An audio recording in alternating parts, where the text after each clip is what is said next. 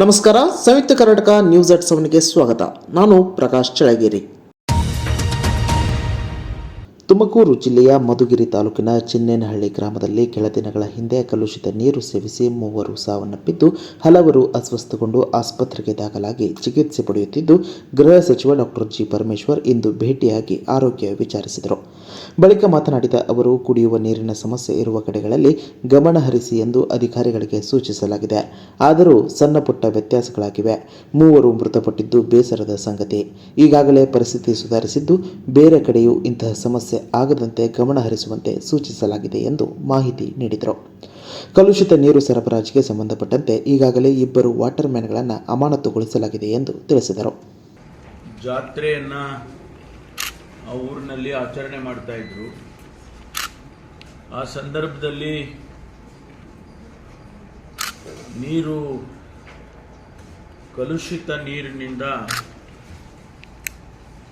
ಸುಮಾರು 100ಕ್ಕೂ ಹೆಚ್ಚು ಜನರಿಗೆ ವಾಂತಿ ಭೇದಿ ಈ ರೀತಿ ಆಗಿದೆ ಅಂತ ಹೇಳಿ ರಿಪೋರ್ಟ್ ಆಗಿ ಈಗಾಗಲೇ ಆ ಊರಿನಲ್ಲಿ PDO ಅವ್ರನ್ನ, ವಾಟರ್ಮೆನ್ನನ್ನು ಅವ್ರನ್ನೆಲ್ಲ ಸಸ್ಪೆಂಡ್ ಮಾಡಿದ್ದಾರೆ. ಮುಂಜಾಗೃತಿ ಕ್ರಮ ತಗೋಬೇಕಾಗಿತ್ತು ಅಂತ ಹೇಳಿ ಸಸ್ಪೆಂಡ್ ಮಾಡಿದ್ದಾರೆ. ರಾಜ್ಯದಲ್ಲಿ ಡೆಂಗ್ಯೂಗೆ ಮೊದಲ ಬಲಿಯಾಗಿದೆ. ಶಿವಮೊಗ್ಗ ಜಿಲ್ಲೆಯ ಆರೋಗ್ಯ ಇಲಾಖೆಯ ಸಿಬ್ಬಂದಿಯೇ ಮೃತಪಟ್ಟಿದ್ದಾರೆ. ಸಾಗರ ತಾಲೂಕು ಆಸ್ಪತ್ರೆಯಲ್ಲಿ ಡಯಾಲಿಸಿಸ್ ಸಿಬ್ಬಂದಿಯಾಗಿದ್ದ 35 ವರ್ಷದ ನಾಗರಾಜ್ ಎನ್ನುವವರೇ ಡೆಂಗ್ಯೂನಿಂದ ಮೃತಪಟ್ಟಿದ್ದಾರೆ. ನಾಗರಾಜ್ಗೆ ಶುಗರ್ ಕೂಡ ಇತ್ತು. ಹೀಗಾಗಿ ಈ ಸಾವು ಡೆಂಗ್ಯೂನಿಂದಲೇ ಸಂಭವಿಸಿದೆಯೇ ಎಂದು ನಿಖರವಾಗಿ ತಿಳಿದುಬಂದಿಲ್ಲ. ಫೋಕ್ಸೋ ಪ್ರಕರಣ ಸಂಬಂಧ ಮಾಜಿ ಮುಖ್ಯಮಂತ್ರಿ BS ಯಡಿಯೂರಪ್ಪ ವಿರುದ್ಧ ಜಾಮೀನು ರಹಿತ ಬಂಧನ ವಾರೆಂಟ್ ಜಾರಿಯಾಗಿದ್ದು, ಯಾವುದೇ ಕ್ಷಣದಲ್ಲಾದರೂ ಯಡಿಯೂರಪ್ಪ ಅವರನ್ನು CID ಬಂಧಿಸುವ ಸಾಧ್ಯತೆ ಇದೆ. ಫೋಕ್ಸೋ 1ನೇ ಫಾಸ್ಟ್ ಟ್ರ್ಯಾಕ್ ಕೋರ್ಟ್ನ ನ್ಯಾಯಾಧೀಶರಾದ ರಮೇಶ್ ಅವರು BS ಯಡಿಯೂರಪ್ಪ ವಿರುದ್ಧ ಜಾಮೀನು ರಹಿತ ಬಂಧನ ವಾರೆಂಟ್ ಹೊರಡಿಸಿದ್ದಾರೆ. ಇದೀಗ ಮಾಜಿ CM BS ಯಡಿಯೂರಪ್ಪನವರಿಗೆ ದೊಡ್ಡ ಸಂಕಷ್ಟ ಎದುರಾಗಿದೆ. ನೀಟ್ 2024 ರದ್ದತಿ ಕೋರಿ ಸಲ್ಲಿಸಲಾದ ಅರ್ಜಿಗಳನ್ನು ಇಂದು ಸುಪ್ರೀಂ ಕೋರ್ಟ್ ವಿಚಾರಣೆ ನಡೆಸಿದೆ. ನೀಟ್ UG ಪರೀಕ್ಷೆಯಲ್ಲಿ ಕೃಪಾಂಕ ಪಡೆದಿರುವ 1563 ಅಭ್ಯರ್ಥಿಗಳಿಗೆ ಜೂನ್ 23ರಂದು ಮರುಪರೀಕ್ಷೆ ನಡೆಸುವುದಾಗಿ ಕೇಂದ್ರ ಸರ್ಕಾರ ಮತ್ತು NTA ಸುಪ್ರೀಂ ಕೋರ್ಟ್ಗೆ ತಿಳಿಸಿದೆ. ಪರೀಕ್ಷೆಗಳನ್ನು ಜೂನ್ 23ರಂದು ನಡೆಸಲಾಗುವುದು ಮತ್ತು ಜೂನ್ 30ರೊಳಗೆ ಫಲಿತಾಂಶಗಳನ್ನು ಪ್ರಕಟಿಸಲಾಗುವುದು ಎಂದು NTA ಸುಪ್ರೀಂ ಕೋರ್ಟ್ಗೆ ತಿಳಿಸಿದೆ. ನೀಟ್ UG ಪರೀಕ್ಷೆಗೆ ಹಾಜರಾಗುವಾಗ ಅನುಭವಿಸಿದ ಸಮಯದ ನಷ್ಟವನ್ನು ಸರಿದೂಗಿಸಲು ಗ್ರೇಸ್ ಅಂಕ ಪಡೆದ 1563ಕ್ಕೂ ಹೆಚ್ಚು ಅಭ್ಯರ್ಥಿಗಳ ಫಲಿತಾಂಶಗಳನ್ನು ಪರಿಶೀಲಿಸಲು ಸಮಿತಿ ರಚಿಸಲಾಗಿದೆ ಎಂದು ಸರ್ಕಾರ ನ್ಯಾಯಾಲಯಕ್ಕೆ ತಿಳಿಸಿದೆ. ವೈದ್ಯಕೀಯ ಪ್ರವೇಶ ಪರೀಕ್ಷೆ ನೀಟ್ UG ಪರೀಕ್ಷೆಯ ಪ್ರಶ್ನೆ ಪತ್ರಿಕೆ ಸೋರಿಕೆಯಾಗಿದೆ ಎಂಬ ಆರೋಪಗಳನ್ನು ಕೇಂದ್ರ ಶಿಕ್ಷಣ ಸಚಿವ ಧರ್ಮೇಂದ್ರ ಪ್ರಧಾನ್ ತಳ್ಳಿಹಾಕಿದ್ದಾರೆ. ಅದಕ್ಕೆ ಯಾವುದೇ ಆಧಾರವಿಲ್ಲ ಎಂದು ಹೇಳಿದ್ದಾರೆ. ನೀಟ್ UGಯ ಪ್ರಶ್ನೆ ಪತ್ರಿಕೆ ಸೋರಿಕೆಯಾಗಿದೆ ಎಂಬುದಕ್ಕೆ ಯಾವುದೇ ಸಾಕ್ಷ್ಯಾಧಾರ ಇಲ್ಲ. ಭ್ರಷ್ಟಾಚಾರ ಕುರಿತಂತೆಯೂ ಯಾವುದೇ ಪುರಾವೆ ಸಿಕ್ಕಿಲ್ಲ. ಈ ಕುರಿತಂತೆ ಸುಪ್ರೀಂ ಕೋರ್ಟ್ನಲ್ಲಿ ವಿಚಾರಣೆ ನಡೆಯುತ್ತಿದ್ದು, ನ್ಯಾಯಾಲಯದ ಆದೇಶಕ್ಕೆ ಬದ್ಧವಾಗಿರುತ್ತೇವೆ. ಯಾವುದೇ ವಿದ್ಯಾರ್ಥಿಗೆ ಅನಾನುಕೂಲ ಆಗದೇ ಇರುವುದನ್ನು ಖಚಿತಪಡಿಸುತ್ತೇವೆ ಎಂದರು. ನಟ ದರ್ಶನ್ ಬಂಧನ ಪ್ರಕರಣದಲ್ಲಿ ಕಾನೂನು ಪ್ರಕಾರವೇ ಕ್ರಮ ವಹಿಸಲಾಗಿದೆ.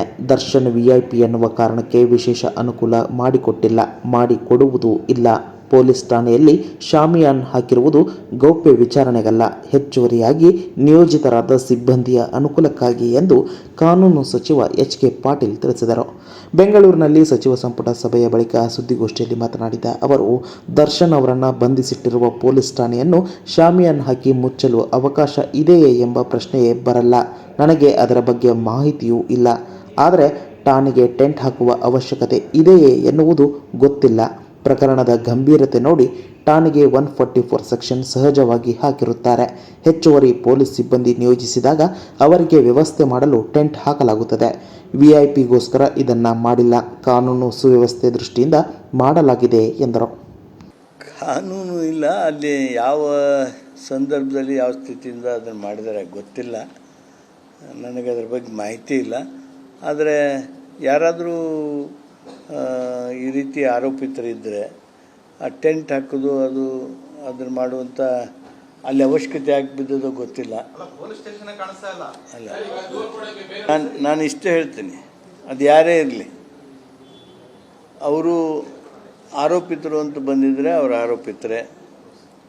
ಯಾವುದೇ ರೀತಿಯಾಗಿರ್ತಕ್ಕಂಥ ವಿಶೇಷ ಹೆಜ್ಜೆಗಳನ್ನು, ವಿಶೇಷ ಅನುಕೂಲತೆಗಳನ್ನು, ಅವಕಾಶಗಳನ್ನು ಸೃಷ್ಟಿ ಮಾಡೋದು ಕಾನೂನಾತ್ಮಕವಾಗಿ ಅವಕಾಶ ಇಲ್ಲ. ಈ ಬಾರಿ ಲೋಕಸಭಾ ಚುನಾವಣೆಯಲ್ಲಿ ಪಂಚ ಗ್ಯಾರಂಟಿ ಯೋಜನೆ ಫಲ ಕೊಡಲಿಲ್ಲ ಎಂಬುದು ಕಾಂಗ್ರೆಸ್ ಶಾಸಕರಿಗೆ ಖಾತ್ರಿಯಾಗಿದೆ. ಈ ಯೋಜನೆಗಳ ಕುರಿತು ಸ್ವತಃ ಅವರಿಗೆ ಸಮಾಧಾನವಿಲ್ಲ ಎಂದು ಬೆಳಗಾವಿ ಕ್ಷೇತ್ರದ ಸಂಸದ ಜಗದೀಶ್ ಶೆಟ್ಟರ್ ಹೇಳಿದ್ದಾರೆ.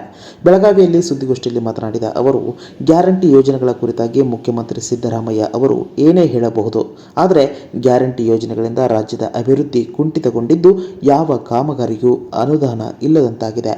ಇದರಿಂದಾಗಿ ಲೋಕಸಭಾ ಚುನಾವಣೆಯಲ್ಲಿ ಮತದಾರರು ಕಾಂಗ್ರೆಸ್ಗೆ ತಕ್ಕ ಪಾಠ ಕಲಿಸಿದ್ದಾರೆ. ಹೀಗಾಗಿ ಗ್ಯಾರಂಟಿ ಯೋಜನೆಗಳನ್ನು ಮುಂದುವರಿಸದಂತೆ ಆ ಪಕ್ಷದ ಶಾಸಕರೇ ರಾಜ್ಯ ಸರ್ಕಾರದ ಮೇಲೆ ಒತ್ತಡ ತರುತ್ತಿದ್ದಾರೆ ಎಂದರು. ಜೂನ್ 14ರಂದು ಬಿಡುಗಡೆಯಾಗಬೇಕಿದ್ದ ಅನ್ನು ಕಪೂರ್ ಅವರ ಹಮಾರೆ ಭಾರ ಚಿತ್ರ ಬಿಡುಗಡೆಗೆ ಸುಪ್ರೀಂ ಕೋರ್ಟ್ ತಡೆಯಾಜ್ಞೆ ನೀಡಿದೆ. ಇಸ್ಲಾಂ ನಂಬಿಕೆ ಹಾಗೂ ವಿವಾಹಿತ ಮುಸ್ಲಿಂ ಮಹಿಳೆಯರ ಕುರಿತು ಆಕ್ಷೇಪಾರ್ಹ ವಿಷಯ ಒಳಗೊಂಡಿದೆ ಎಂಬ ಆರೋಪಗಳನ್ನು ಗಂಭೀರವಾಗಿ ಪರಿಗಣಿಸಿರುವ ಸುಪ್ರೀಂ ಕೋರ್ಟ್ ಚಿತ್ರದ ಬಿಡುಗಡೆಗೆ ತಡೆ ನೀಡಿದೆ. ಇನ್ನಷ್ಟು ಬರವಣಿಗೆಗಳು, ವಿಶೇಷ ಲೇಖನಗಳು ನಿಮಗಾಗಿ ಕಾಯ್ತಾ ಇರ್ತವೆ. ಓದ್ತಿರಲ್ವಾ?